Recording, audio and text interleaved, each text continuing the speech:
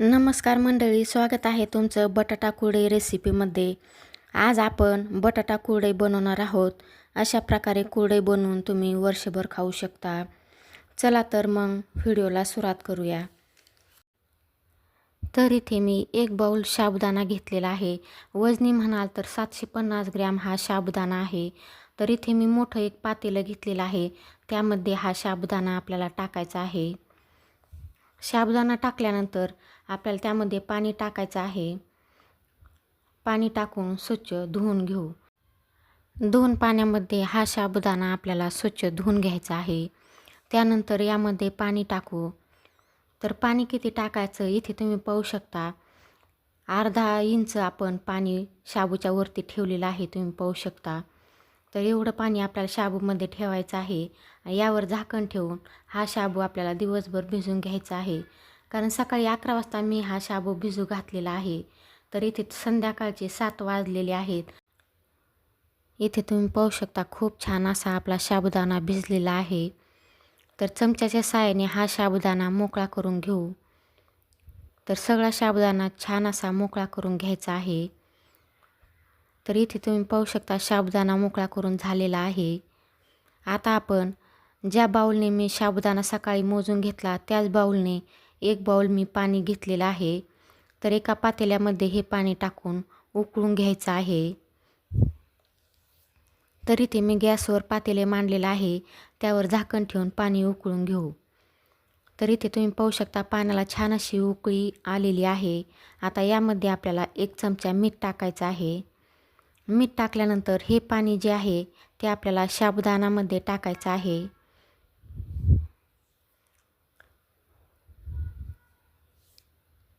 तर इथे तुम्ही पाहू शकता अशा प्रकारे आपल्याला साबुदाण्यामध्ये सगळं पाणी टाकायचं आहे. गरम कडकडीत उकळलेलं पाणी आहे. त्यामुळे साबुदाणा छान असा आपला आणखीनच फुलला जातो. तर साबुदाणा आणि पाणी अशा प्रकारे मिक्स करून घेऊ. तर तुम्ही पाहू शकता इथे साबुदाणा आणि पाणी आपला सारखंच झालेलं आहे, जास्त पाणी झालेलं नाही. तर साबुदाण्याच्या बरोबरीने हे पाणी आलेलं आहे.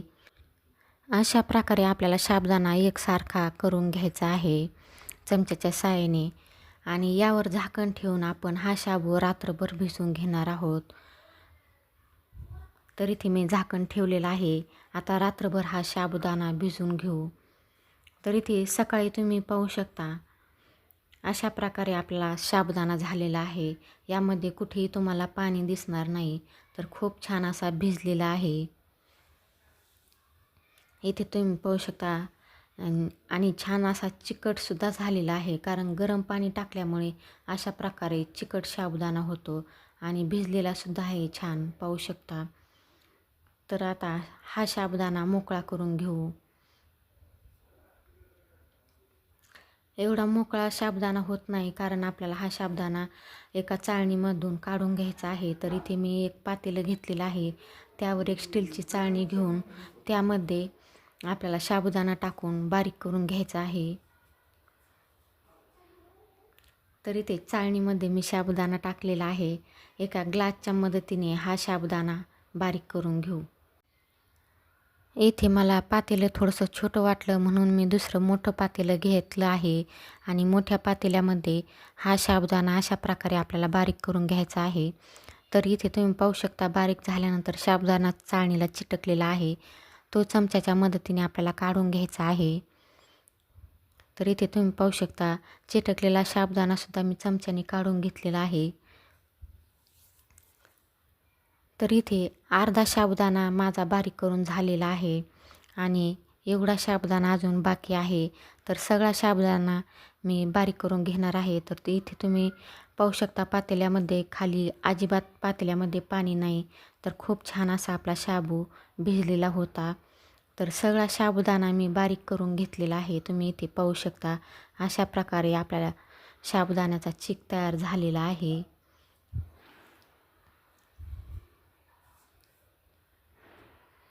तर चाळणीला जो चिक चिटकलेला आहे तो अशा प्रकारे आपल्याला चमच्याने काढून घ्यायचा आहे. आणि इथे आता आपला साबुदाण्याचा चिक तयार झालेला आहे.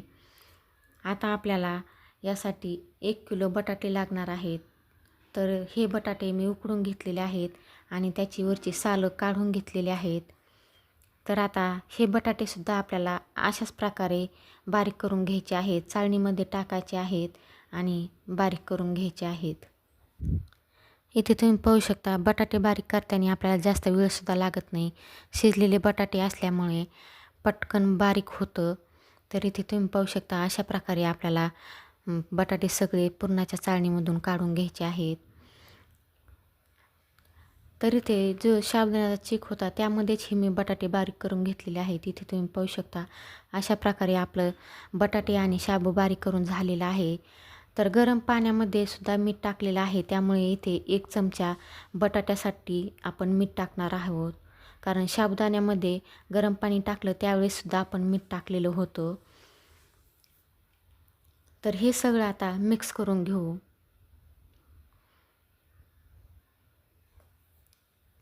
मिक्स करताना इथं थोडासा आपल्याला वेळ लागणार आहे, पण छान असं मिक्स करून घ्यायचं आहे.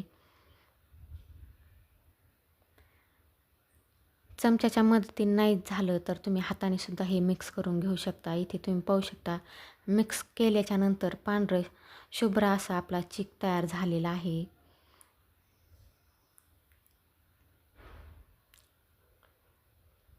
इथे मी तुम्हाला जवळून दाखवते तर तुम्ही पाहू शकता अशा प्रकारे आपला शाबू आणि बटाट्याचा चिक तयार झालेला आहे. तर इथे मी छोट्या छिद्राची प्लेट घेतलेली आहे. यानेच मी कुरडया तयार करून घेणार आहे. तर साच्यामध्ये आपल्याला चिक टाकायचा आहे. साच्यामध्ये चिक भरताना आपल्याला दाबूनच चिक भरायचा आहे आणि अशा प्रकारे आपल्याला कुरडया बनवून घ्यायच्या आहेत. तर खूप छान अशा आपल्या कुरडया तयार होतात. तुमच्या आवडीनुसार तुम्ही लहान मोठ्या बनवू शकता. तर सगळ्या कुरडया अशा प्रकारे आपल्याला तयार करून घ्यायच्या आहेत. तुम्ही जर माझ्या चॅनलवर नवीन असाल तर लाईक करा, शेअर करा, सबस्क्राईब करा आणि कमेंटद्वारे कळवा की तुम्हाला हा व्हिडिओ कसा वाटला ते. तर इथे तुम्ही पाहू शकता छान अशा आपल्या कुरडया तयार झालेल्या आहेत. पांढरे शुभ्रसुद्धा झालेले आहेत, पाहू शकता.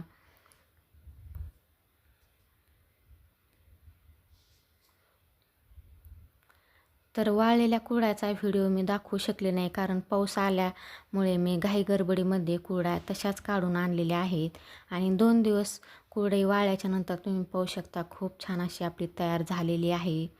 इथे तुम्ही पाहू शकता पांढरी शुभ्रसुद्धा झालेली आहे.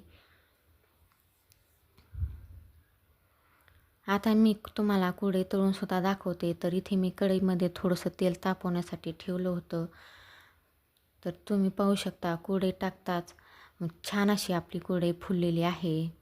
त्यामध्ये बटाटा आहे, शाबू आहे, त्यामुळे चवीलासुद्धा ही कुरडई खूप छान अशी लागते.